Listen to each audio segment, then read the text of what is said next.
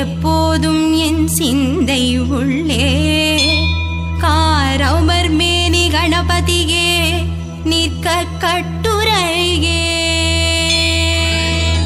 செங்கதிர் உச்சி திலகம் உணர்வுடையோ மதிக்கின்ற மாணிக்கம் மாதுளம் போது மலர் கமலை துதிக்கின்ற மின் கொடி மென்கடி குங்குமத்தோயம் என்ன விரிக்கின்ற மேனி அபிராமி எந்தன் விழுத்துணையே.